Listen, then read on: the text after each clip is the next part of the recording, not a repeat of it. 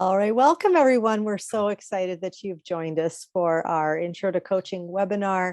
And this is just a chance to explore with us what we're doing that's very unique in the coaching world. And tonight we have Dr. Wayne Hammond, who is an expert in resiliency and in this concept of flourishing and moving people past just being resilient to be able to thrive in life. And is it possible to experience anxiety, experience depression, experience all the emotions we felt in COVID and thrive? Well, we believe that it is. And so Dr. Wayne is here to share a little bit with us. And then afterwards, I'll introduce Abe. So welcome, Dr. Wayne.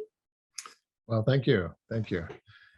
Well, it's certainly a pleasure to, again, maybe spend some time with those of you who are aspiring to be coaches or you're involved in the coaching industry. Just maybe a bit as my background as a clinical psychologist. So I was trained and raised on this idea that when people experience challenges, that we could probably diagnose the problem behind it. And if we could figure out what the problem was, we could find a solution and prescribe something, whether it's medication or a therapy or an intervention of some type. And therefore, the person should be fine and get back into their day-to-day lives. But what I found in my practice is that your chances of success in that approach is probably less than 10%. Because when people experience challenges, I think the first mistake we make is that we think that they have to be fixed. And what I learned in my practice is that people don't want to be fixed. They want to be valued for who they are. They want their journey to be respected. And oftentimes they actually do have a sense that they have strengths or they have the ability to do things. They just don't know how to go about that. And so that concept of valuing isn't just, I like you as a person. It's also believing in their potential to actually navigate their challenges in successful ways. So the difference between the two approaches of the deficit approach versus more the strength-based approach, which I was adopting in my practice, was this belief that everybody really has the innate strengths and potential to do great things. It's just that they either haven't learned about it or they haven't experienced it or they haven't had people in their lives giving guidance to it. And I think that's really, really where the magic of life coaching comes in, is that when you connect with somebody, you have this amazing privilege to hear their story.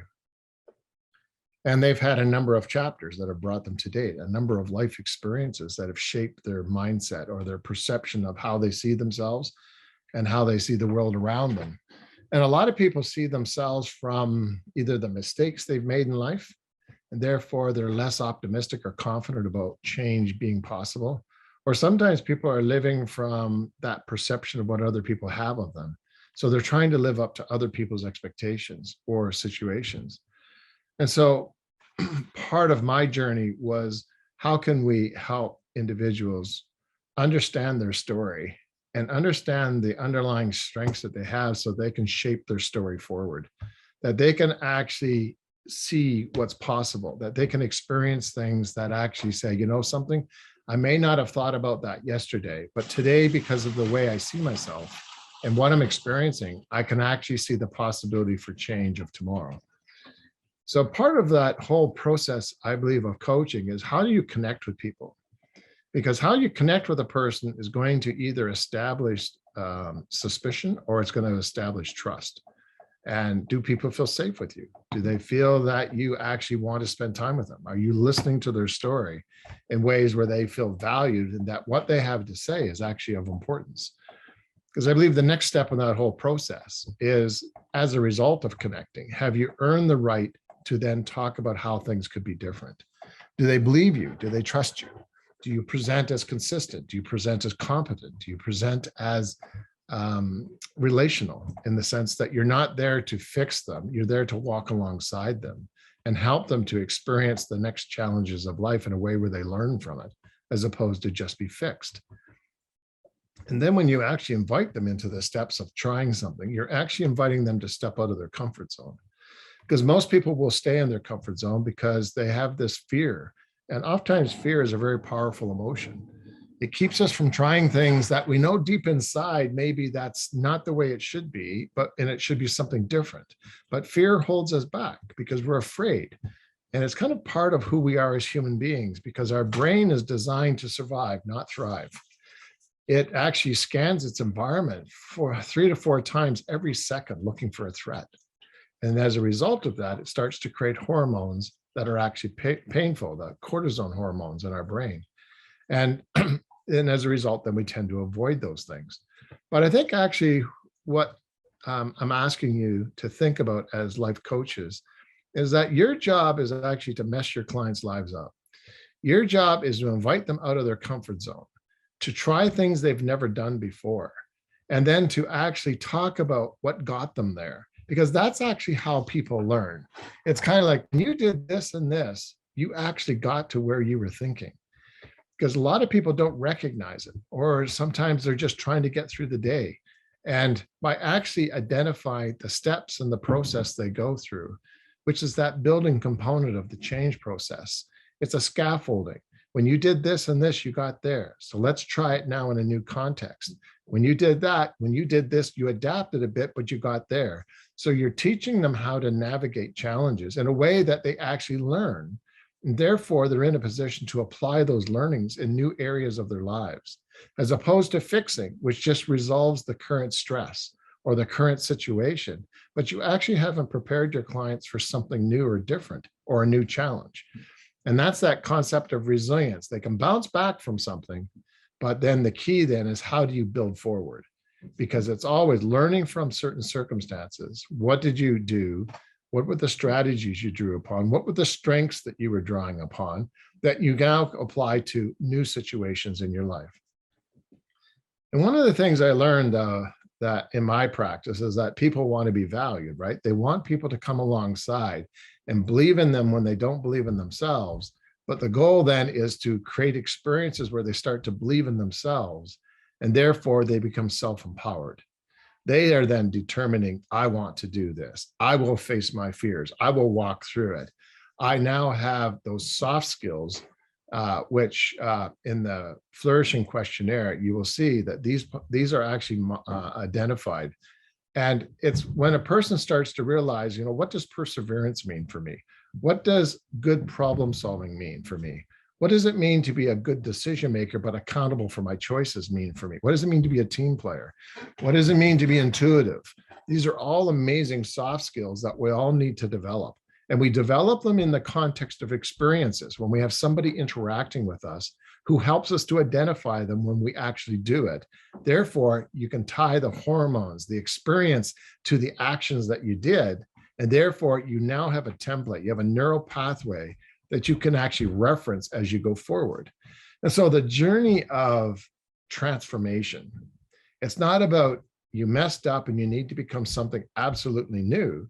Transformation is starting with what you are, building into your life these new experiences, and therefore becoming something different than you weren't before. And that's that whole caterpillar to a butterfly journey that you're inviting people into. And so the whole idea for me was to move away from telling people what's wrong about them to actually helping them to realize and experience what's right about themselves. Because, one of the things I've learned is that it's actually their story, not my story. And it can't be a story that I think they should be or what I want them to be. It has to be their story. And therefore they own it. So we're there for that short privilege of time for chapters 3 and 4. They have to write 5, 6, 7, 8. And the thing I've also learned by believing in people, coming along and being more focused on what's right about people, they actually really enjoy the relationship. So oftentimes when they want to be trying something different, they tend to come back to you because they trust you. They didn't feel demeaned. They didn't feel belittled because of the experience. They actually became empowered as a result of your influence in their life. So for me, life coaching is what you're talking about. It's about transforming a life. It's about transforming something that is their journey, their story. And you just happen to have the privilege of coming alongside for a period of time. And so that was a monumental shift for me. And now you're going to get pushback on this because in the regular counseling or social work world and things like that, the concept of positive psychology is growing. It's starting to take on its own sort of space in that area. But there's still a lot of people that love to sort of fix people because it gives them a sense of power. It sort of gives them the sense of, you've come to me and I'm the expert and I will give you the answer. And that's not the position that I want you to embrace. I want you to embrace it from a humble perspective of, it's a privilege to hear your story. It's a privilege for me to come alongside and believe in you when you don't believe in yourself. But the end result of this is that I want you to own your own journey. And I remember once I had a client come to me and said, Wayne, I actually don't need you anymore. I didn't take that as a negative. I took it as a sign that I was on the right track, because we're not about creating dependency, right? We're here about empowering people to own their own journey and their own lives. And it's amazing how when you work with people, then they pass that on to their children. They pass it on in their relationships. They pass it on into their work environment. Not only did you enhance and transform that person as you're working with them, they become transformative in everything that they do. It has a ripple effect. And therefore it gives me a great sense of I don't know, kind of a profound satisfaction when you know that people are actually now starting to do what they were sort of created for, what their sense of purpose is, that they start experiencing it. And it gives them this deep sense of, I'm a person who has value. I am a person who can actually influence and change things and become part of what it means to be a good citizen, a good partner, a good family member. I mean, that's the outcome that we're looking for. And so the journey of being a life coach is actually pretty amazing. I did an experiment once where I was asking a bunch of professionals like psychologists and psychoanalysts and counselors about what they did and how effective they were. And in my research, what I found is that really no particular profession is actually better than the other. As long as they're kind of practicing what they were trained for, they're going to have a certain degree of effect. And then what I did is I actually interviewed a bunch of people who were sort of just lay people who just had good conversational skills. And so I interviewed the clients after, and it really kind of caught me off guard, because the clients that we were working with in the research study actually said the lay people had a more profound effect on them than the professionals.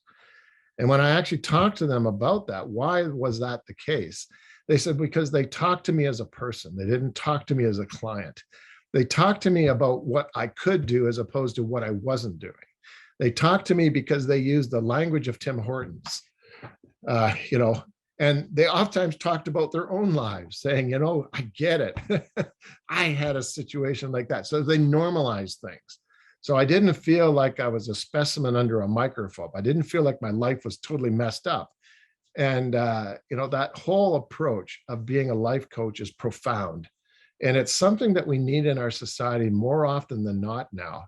We don't need more professionals. We need more real people who know how to connect, and know how to help people to navigate life's challenges, because we live in a very dispersed society. When I grew up, I had aunts and uncles and cousins all over the place. We actually had our own hockey team of cousins. Today, people are moving all over the world. They're moving to all sorts of different cities. They're lonely. They don't have that wisdom network that they used to have. And in many ways, I believe life coaches come in and really fulfill a very specific role of helping people to sort of come to somebody who's maybe had some life experiences beyond their own, and therefore in a position to kind of pass that wisdom on. And, it's all about relationship. It's all about connecting with people, earning trust, earning their respect, having the privilege of discussing some of the tough conversations, but then inviting the possibility of hope and optimism, because people start experiencing things that they never did before. So one of the things I'm always interested in is that when I talk to people, what you learned yesterday is what you're using today. But because you're stepping out of your comfort zone and trying new things, you're learning new things about yourself that are going to be important for your success tomorrow. And by the way, that's going to be the cycle of life for you to the day you die. You're going to be continually learning. It's not about, aha, I've arrived, because really growing your potential is always about embracing the tough stuff. It's always about stepping out and trying things you've never done before. And the matter of fact, if you are not failing, you're not learning. So that's the equalizer of all of us, is that we all need to step out of our comfort zone. And part of that is we're all going to fail. but then we're going to learn from it because you're teaching them how to get back up and try something differently, adapt, try it again. And yeah, so when I kind of look at, we were talking earlier about degrees and stuff like that. Well, the Tim Horton conversation in my mind is probably one of the most important gifts you can give anybody. And you don't oftentimes learn that in your PhD. So don't underestimate just the profound influence that you're going to have, because you're learning from the Wellness Innovate and the certification model you had. It's all built around this concept of believing in the potential of people. It's about helping people to realize their greatness. And that's the journey you're on.